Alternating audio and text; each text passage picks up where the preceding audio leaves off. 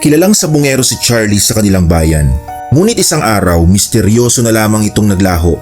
At ang nakapagtataka ay hindi lamang siya ang tanging sabungero na nawawala sa kanilang bayan, kundi marami pang iba. Hindi malaman ng kanilang mga pamilya kung paano at ano ang maaaring nangyari sa mga nawawalang kalalakihan.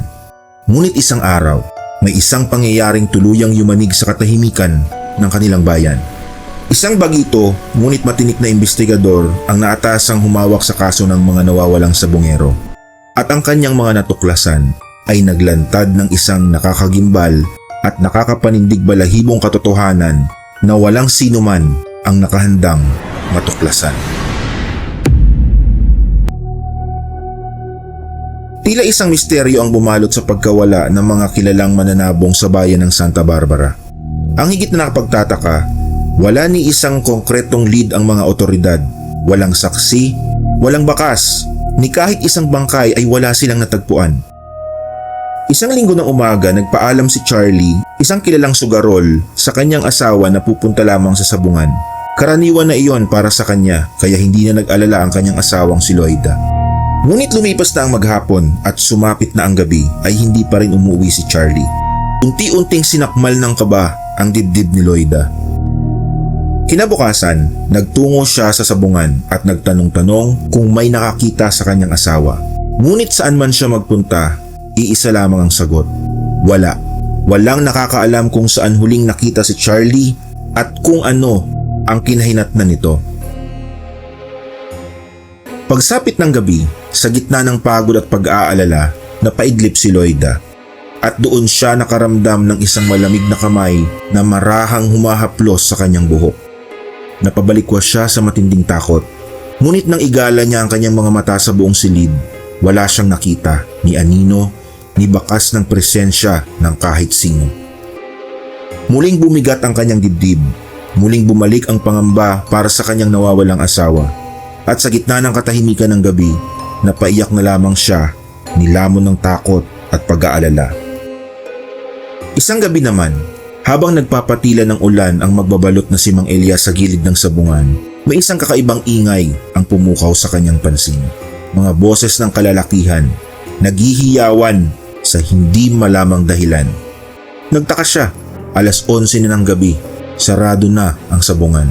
At higit sa lahat, hindi niya matukoy kung saan nanggagaling ang mga boses na iyon. Kaya sumilip siya sa maliit na awang sa pinto ng sabungan. At doon, nanlaki ang kanyang mga mata sa kanyang nakita. Ilang kalalakihan ang naguumpukan sa gitna ng sabungan. Ngunit may kakaiba sa kanilang mga anyo, hindi pangkaraniwan sa normal na tao. Animoy nasa gitna sila ng isang uma at ikabong sabong.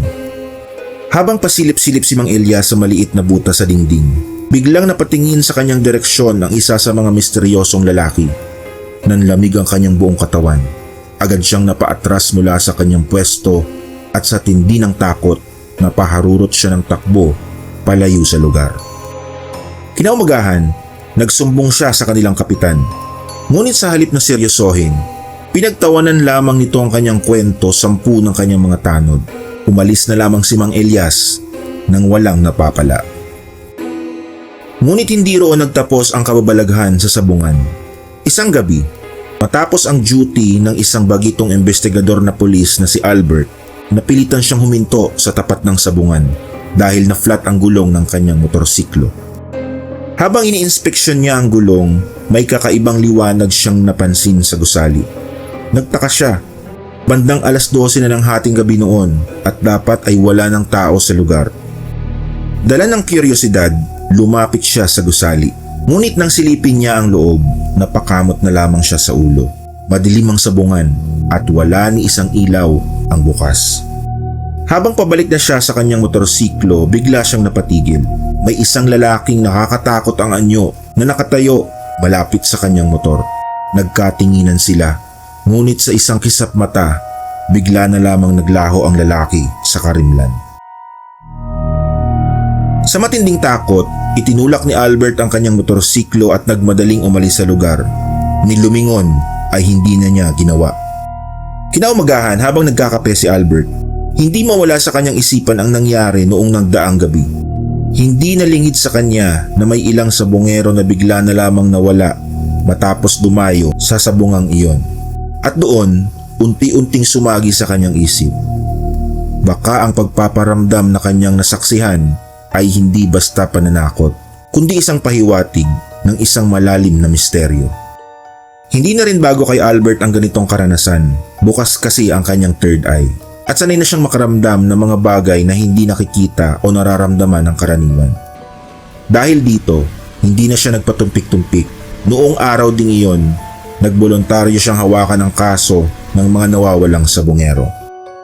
Isang madaling araw, habang binabagtas ng isang truck driver at ng kanyang pahinante ang daang malapit sa sabungan, bigla na lamang gumewang ang sasakyan at sumalpok sa isang poste ng kuryente sa di kalayuan. Sa lakas ng pagkakabangga, agad na sinugod sa ospital ang dalawa. Nang mabalitaan ni Albert, kinutuban siya. Agad niyang dinalaw ang mga naaksidente. Ayon sa dalawa, habang binabagtas nila ang madilim na kalsada, may isang lalaking biglang tumawid mula sa direksyon ng sabungan. May dala pang araw itong manok. Sa sobrang taranta ng driver, iniwasan niya ang lalaki at doon siya nawala ng kontrol hanggang sa bumangga sa poste. Laking pagtataka nila dahil 3:00 ng madaling araw noon. Hindi nila inaasahan na may biglang tatawid mula sa sabungan sa ganong oras. Sa pagtatanong ni Albert sa ibang sabungero, unti-unti niyang napag-alaman ang madilim na katotohanan. Ang mga nawawala pala ay pawang pinaghihinalaang nagbebenta ng laban. Madalas daw na chopping manok ang kanilang inilalaban habang sa kalaban nila ibinubuhos ang pusta upang kumita ng malaki. Ayon pa sa ilang sabungero, mas mabuti raw na nawala na lamang ang mga ganong tao upang tuluyan ng masugpo ang malawakang dayaan sa sabungan. Ngunit sa kabila nito, nahirapan si Albert na kumuha ng malinaw na impormasyon. Walang gustong magsalita, walang gustong madawit. Isang gabi, dala ng desperasyon at matinding pagnanais na makakuha ng lead, nagpasya si Albert na pasukin ang sabungan. Dumaan siya sa likurang bahagi ng gusali. Sinira niya ang lock ng malaking kadena na nakapulupot sa pinto. Pagpasok niya sa loob, agad niyang naramdaman ang kakaibang bigat ng hangin. Parang may nakamasid. May mga anino siyang namataan sa gilid ng kanyang paningin. May mga bulong siyang naririnig, tila nagmumula sa ilalim ng sabungan. Habang iniikot ang paligid, may napansin siyang isang maliit na pintuang bakal. Nakalak ito gamit ang isang malaking kandado. Pinwersa niya itong buksan. Sa loob, may isang hagdan pababa. Pinilit niyang hanapin ang switch ng ilaw sa tila lihim na underground ng sabungan. At nang tuluyan niyang mabuksan ang ilaw, tumambad sa kanya ang katotohanan. Maraming steel drum ang nakahanay sa basement. Nakasimento ang mga bunganga ng bawat isa. Nang bilangin niya ang mga ito, umabot sa 47. Nanindig ang kanyang balahibo. Ayon kasi sa kanyang investigasyon, iyon ang eksaktong bilang ng mga nawawalang sabungero.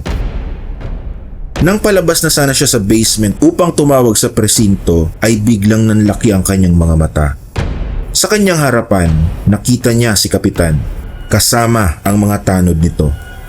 Nakatutok sa kanya ang mahahabang baril at walang ano-ano, umalingaw-ngaw ang magkakasunod na putok.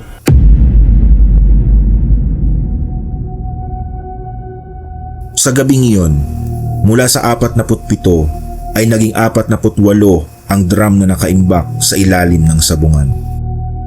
Matapos isimento ng grupo ni Kapitan ang bangkay ni Albert, lumabas sila sa gusali, maingay, nagkakatuwaan at nagyayabangan.